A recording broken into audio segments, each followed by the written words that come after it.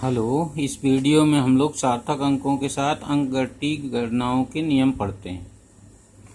तो यहाँ पर यदि दो मापित मानों के बीच अंकगणितीय गणनाएं जैसे गुणा भाग जोड़ घटाव आदि करना है तो मापित राशि से अधिक यथार्थ नहीं होनी चाहिए। जो आंसर आए उत्तर मापित राशि से अधिक यथार्थ नहीं हो सकता। अर्थात परिणाम में सार्थक अंकों की संख्या मापित राशि के सार्थक अंकों से अधिक नहीं होनी चाहिए।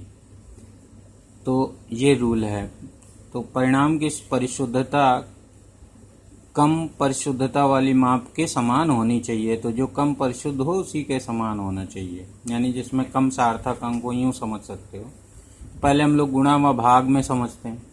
तो गुणा और भाग में जो आंसर आता है, जैसे दो अंकों का हमें गुणा दो उनका मानों का हमने गुणा किया या दो मानों का हमने आपस में भाग दिया, तो जो आंसर आता है उसमें सबसे कम सार्थक अंक के बराबर होना चाहिए। जैसे इसमें दो सार्थक अंक हैं, इसमें भी दो सार्थक अंक हैं। गुणे में 3 सार्थक अंक आ गए, गुणा में 5.76 आ गया।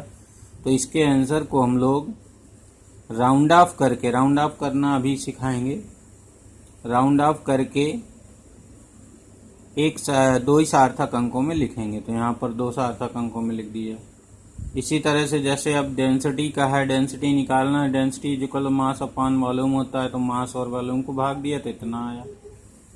अब यहाँ पर सबसे कम सार्थक अंक है, इसमें वॉल्यूम में आयतन में सबसे कम सार्थक अंक है, तो आंसर को हम लोग 3 सार्थक अंकों में व्यक्त करेंगे, 1.68 तक, यहाँ तक 3। तो ये जब 8 राउंड करेंगे, यहाँ पर राउंड ऑफ अभी सिखाएंगे आगे, तो 1.69 हो गया, यानी आंसर 3 सार्थक। तो गुणा और भाग में सबसे कम सार्थक अंक जिस मापित राशि में होते हैं, आंसर को उतने ही सार्थक अंकों में व्यक्त किया जाता है, याद रखना। अब जोड़ और घटाव में देखिए, जोड़ और घटाव में जो अंतिम परिणाम में दशमलव के बाद उतने ही अंक लिए जाते हैं जो उन संख्याओं में सबसे कम होते हैं। तो अगर कई संख्याएं हैं तो दशमलव के बाद जिसमें सबसे कम अंक होंगे उतने ही अंक उत्तर में लिए जाएंगे। जो आंसर आएगा जोड़ने के बाद उसमें उतने ही अंक लिए जाएंगे। जैसे यहाँ देखिए 2.3 प्लस 2.544, इनको दोनों को जोड़ा गया, तो इनको जोड़ने पर यह आंसर आया। अब इस आंसर में हम दशमलव के बाद केवल एक डिजिट लेंगे, बाकी सबको छोड़ देंगे। तो यहाँ पर आंसर आ जाएगा 4.8। इसको राउंड अप कर दिया जाता है, तो राउंड अप आगे बताएंगे।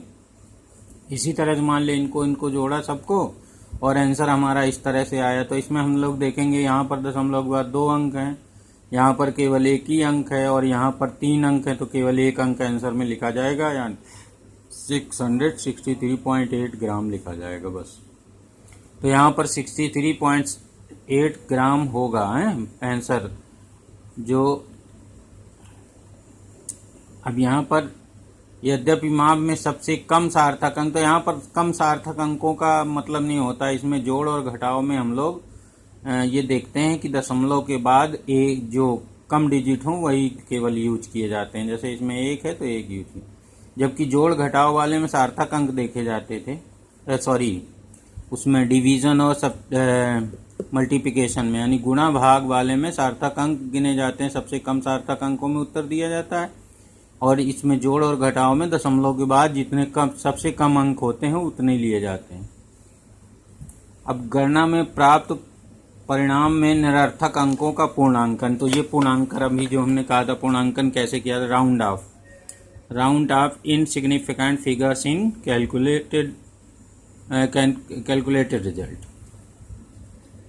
तो अब यहाँ पर जो निरर्थक अंक होते हैं, जैसे अब मान लीजिए इसमें है, ये वाले हम लोग देखें, इसको समझें जरा। इसमें दशमलव के बाद 3 और 2 लिखा हुआ है, फिर दशमलव के बाद 2 ही लिखा है, तो इसमें दशमलव के बाद 1 अंक लिया गया, इसमें 2, तो ये जो कहलाता है इनसिग्निफिकेंट फिगर कहलाता है ये।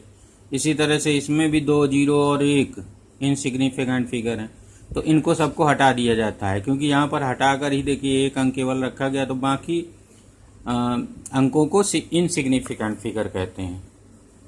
तो यहाँ पर अब ये समझना है कि सार्थक अंकों को किस प्रकार हटाते हैं और हम लोग पूर्णांकन किस प्रकार करते हैं, तो यहाँ समझिए जरा। यदि छोड़ा गया अंक 5 से कम है तो उसके ऊपर वाला अंक अपरिवर्तित रहेगा। जैसे 2.543 में हम लोग मान लीजिए दशमलव के बाद 2 अंक तक आंसर देना है, तो हम 3 को हटाना होगा, तो 3 को देखेंगे कि 5 से क्या कम है, तो 5 से कम है, तो आंसर में ये वाला जो उसके ऊपर वाला अंक है उसको जो कहते हो रखेंगे, यानी 2.54 आंसर आएगा। अब दूसरा पॉइंट है, यदि छोड़ा गया अंक 5 से अधिक है तो उसके पहले का अंक एक जोड़कर लिखा जाता है। तो 2.7537 है, मान लीजिए अब आंसर को हमें 3 पॉइंट के बाद 3 डिजिट में देना है 3 अंकों में, तो सबसे अंक लास्ट वाला जो है उसको हम राउंड ऑफ करेंगे। तो राउंड ऑफ करते समय हम ये देखेंगे, यानी हटाएंगे उसको, तो 7 जो कि 5 से ज़्यादा है, तो 5 से ज़्यादा है अगर 7 तो इस 3 में से एक जुड़ जाएगा, यानी 2.754 आ जाएगा। अब यहाँ पर हम लोगों ने राउंड ऑफ करना, लास्ट डिजिट को राउंड ऑफ करना सीखा। यहाँ ये याद रखना है, अब ये नेक्स्ट पॉइंट बहुत ही इम्पोर्टेंट है। यदि संख्या का अंतिम अंक 5 है या 5 के बाद 0 है, दोनों पॉइंट याद रखिएगा, अंतिम अंक 5 हो या लास्ट में 0 हो, उसके पहले 5 हो यानी 5 के बाद 0 हो, तो 5 को छोड़े जाते समय इसके ऊपर का अंक यदि विषम है तो 1 बढ़ेगा, और यदि सम है तो 1 नहीं बढ़ेगा, यानी अपरिवर्तित रहेगा। तो ये याद रखना है। तो यहाँ जैसे देखिए उदाहरण में, जैसे हमें मान लीजिए 2.235 में 5 को राउंड अप करना है, तो हमें अब लास्ट में 5 है, इसको राउंड अप, तो इसको ऊपर वाले डिजिट को देखेंगे कि ये सम है कि विषम। जैसे ये विषम है तो यहाँ 1 बढ़ जाएगा, तो 1 बढ़ गया। अब यहाँ पर अगर 5 के बाद 0 रखा है तब भी यही होगा कि ये अगर विषम, ये ऊपर वाला विषम है तो 1 बढ़ जाएगा।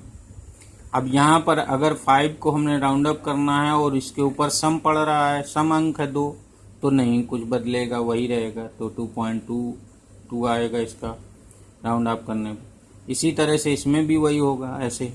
तो ये याद रखना है यहाँ पर कि 5, अगर नीचे वाला अंक 5 है तो राउंड अप करते समय उसके ऊपर वाले अंक को सम या विषम देखा जाता है।